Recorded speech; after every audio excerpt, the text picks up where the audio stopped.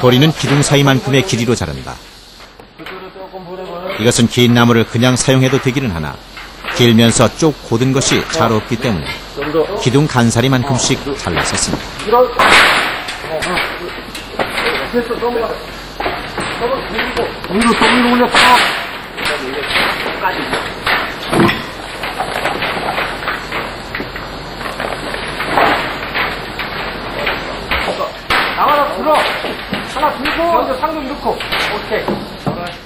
장여 위에 도리를 얹고 대들보의 목 부분에서 도리와 도리가 연결된다. 이러한 결구법은 집이 크나 작으나 같다. 가장 가에 올리는 도리가 주도리라고 한다.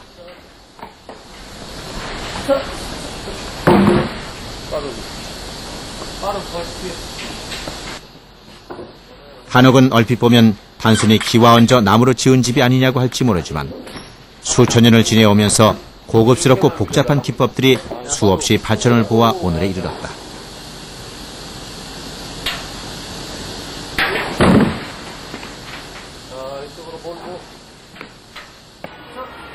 지붕을 떠받치는 구조도 매우 다양하게 결구된다. 집의 크기에 따라서 구조되는 방법이 다 다르지만 기본적으로 도리를 어떻게 쓰느냐에 따라서 집을 구분하기도 한다. 도리를 3개 쓰면 3량집, 5개를 쓰면 5량집, 7개를 쓰면 7량집이란다.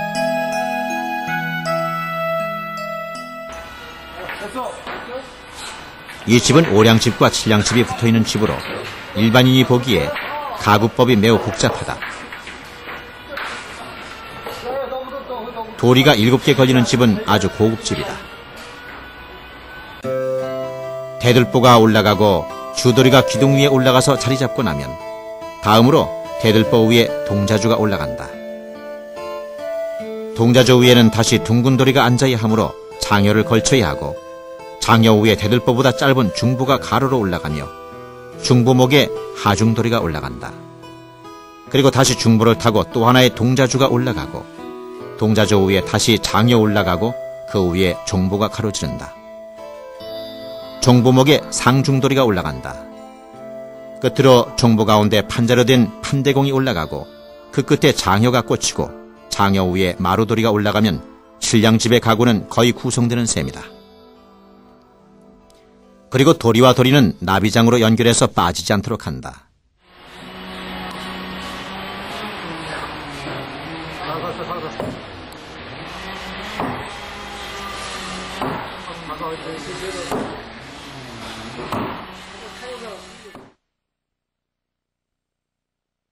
중도리가 올라가면 집을 볼 줄 아는 사람은 이 집의 물매가 어느 정도인지를 대번 알 수 있다. 도편수가 이 집을 머릿속에서 구상할 때 이미 대들보의 길이가 나오고 그러면 이 집의 물매는 자연스럽게 계산되어 나온다. 한옥은 날렵한 처마곡선과 용마루의 선, 그리고 지붕의 물매, 이런 것들이 갖는 곡선미가 아름답다. 그것은 오랫동안 관습과 경험에 의해서 물매가 구성되는데 그 법칙을 자꺾음 장애라고 한다. 지붕의 물매를 이루는 기본 법칙은 3번 변작법과 4번 변작법이 있는데 3번 변작법은 대들보를 3등분하고 그 3분의 1 되는 곳에 동자주를 세우는 것이고 4번 변작법은 대들보를 4등분하고 그 4분의 1 되는 곳에 동자주를 세우는 것이다. 4번 변작법을 하면 그만큼 경사가 있는 지붕이 된다. 그리고 변작법만으로 물매가 구성되는 것은 아니고 그에 따른 동자주나 대공의 높이를 얼마로 하느냐에 따라서 달라진다. 그것도 다 법칙이 있어 도편수는 이것을 수리적으로 계산해야 한다. 석가래가 걸리는 각도를 어떤 비율로 할 것이냐에 따라 집의 모양이 달라진다. 정삼각형 형태로 걸리게 되면 지붕은 45도 각도로 걸릴 것이다. 삼각형 밑변을 한자로 쳤을 때 높이를 4치, 5치, 한자 등의 비율로 물매를 정하는데 이것을 자 4치 장애, 5치 자꺾음 장애 등이라고 부른다. 또 4치 물매, 5치 물매, 한자 물매 등이라고도 부른다. 이것도 긴 석가래와 짧은 석가래의 물매가 다르게 구성해야 지붕의 곡선이 아름답게 나온다. 이것이 우리 한옥의 지붕 물매 구성의 기본이다. 석가래의 물매가 결정되면 추녀와 사래, 선자 석가래, 갈모산방 등의 각도와 길이가 차례로 설정된다.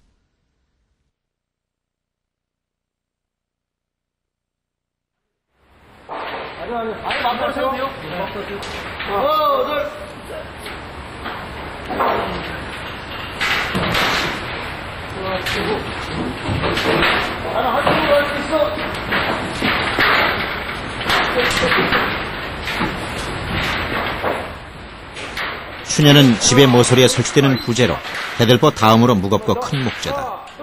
이 추녀가 있어야 집이 날렵해 보이면서 처마 곡선이 아름답다.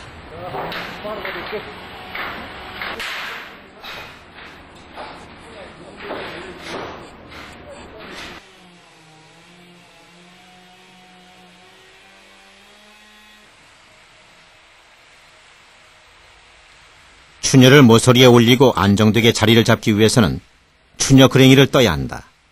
그랭이는 주도리 쪽과 중도리 쪽에 뜬다. 그랭이 칼을 임시로 만들어 쓴다.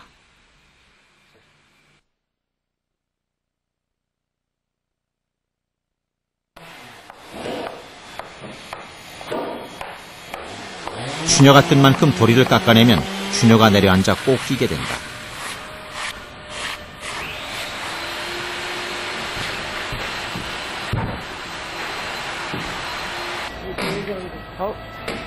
됐어. 너무 들었어. 봐봐. 됐어. 이때 추녀가 빗놓이면 처마 곡선이 흐트러지기 때문에 추녀도 정확히 수직으로 앉아야 한다.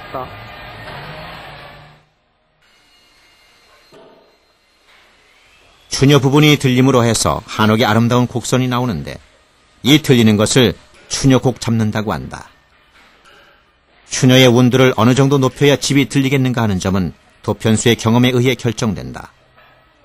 추녀의 운두는 추녀의 높이를 말하는 것으로 이것이 높으면 석가래가 이곳에 와서는 많이 올라갈 것이고 운두가 낮으면 덜 올라간다.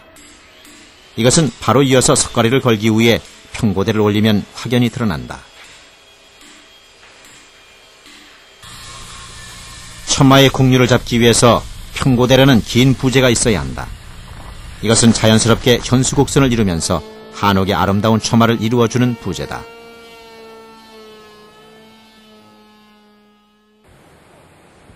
처마를 이루고 있는 것이 석가래다. 이 석가래 추목장에서 정해진 길이에 맞는 나무들만 골라내어 석가래를 자서야 한다. 석가래를 잡는다는 것은 나무의 휜 정도를 찾아내는 것이다. 5번.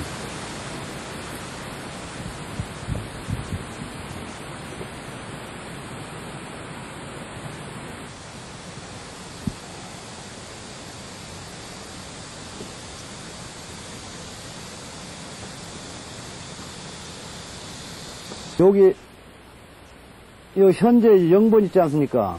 0번이 평석가래 가장 낮은 쪽에 이 낮은 쪽에 기점해 가지고서 여기 제일 높은 쪽에 여기 추녀 있는 쪽으로 갑니다. 요 다음번에는 이제 선자로다가 이 처리가 되는데요. 석가래로서 가운데와 가장 낮은 쪽과 높은 쪽에 차이가 이만큼 12번 이 높이만큼 올라간다는 것입니다. 소리가 그렇게 들리다는 이야기입니다. 그렇죠. 추녀가 이제 들렸기 때문에 자연히 석가래도 이렇게 후인나무를 이용해서 하지 않게 되면은, 그래, 빤트던 나무는 계속 요 번호만 나오기 때문에 높은 걸 하지를 못합니다.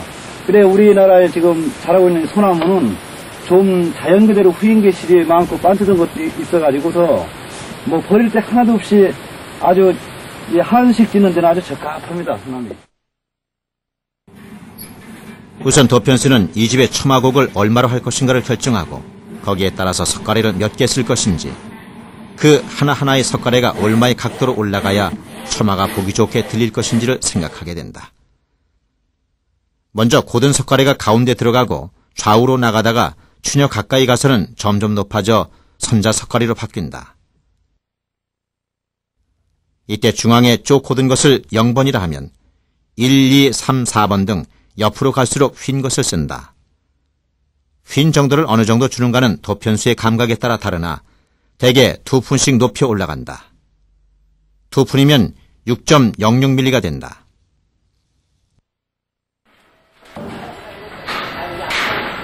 저쪽에 것도 저기 1번이요. 연번 없으면 1번 3개 집어넣어.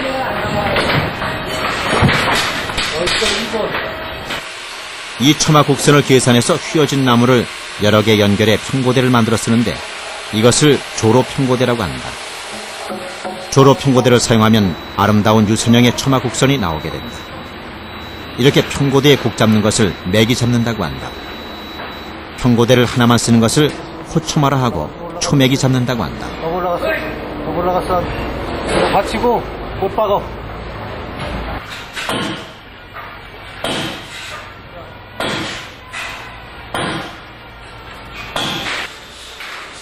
석가래가 걸리면서 한편에서는 갈모산방 작업을 하게 된다. 이것은 추녀 바로 옆에 붙는 것으로 선자 석가래가 올라가게 되는 받침대가 된다. 이것이 있어야 석가래가 추녀까지 올라가면서 처마의 곡선을 이루게 된다.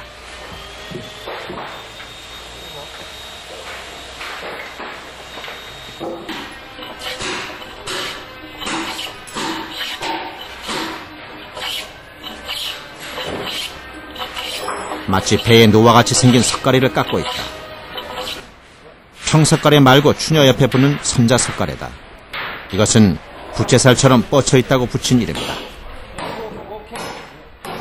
네, 거기 표시를 해. 그냥 거기서부터 이쪽으로 먹을 다 때려. 거기서 먹을 때리면 일로 돌아갈 거 아니라. 그지? 여기가 너무 풀렸으니까. 선자 석가래는 초장, 1장, 2장, 3장, 4장 하는 식으로 붙여나가는데 한옥의 날렵한 처마 곡선의 마무리는 여기서 만들어진다.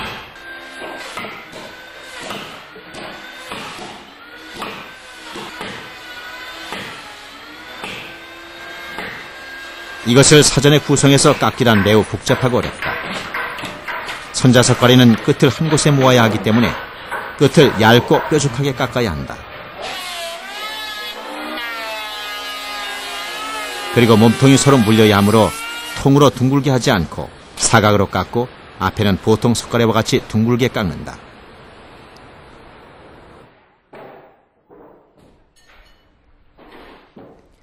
평석가래는 그 길이가 다 똑같으나 선자는 전부가 다 다르다. 이런 까다롭게 이를 데 없는 것을 도편수는 그 수치를 계산해낸다.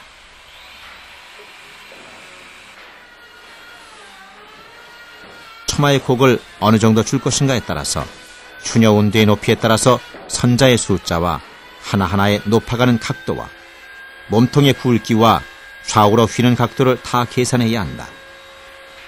도편수가 이것을 계산해서 걸어두면 목수들은 이에 따라 치목을 한다. 이것을 하지 못하면 도편수를 할 수가 없다. 선자 아래에 깔리는 갈모산방의 높이를 얼마로 할 것인가와 선자 석가래의 복합된 구성은 고등수리를 응용해야 하므로 웬간한 목수는 어려웠다. 그래서 선자 석가래를 구성하지 못하고 추녀 좌우로 엇선자를 걸어서 사용한 예도 있다. 엇선자 집은 처마 곡선이 아름다울 수 없다.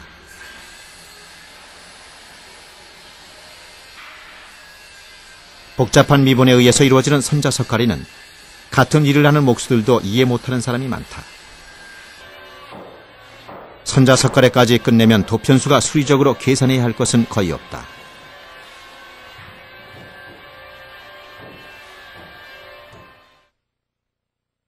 한옥은 우리가 이 땅에 살면서 수천 년의 집짓는 법식이 전승되고 진보되어 오늘에 이른 것이다. 아름다운 처마와 추녀 곡선, 각 부제의 결국법은 목수가 적당히 두드리고 맞추어서 드는 것이 아니다.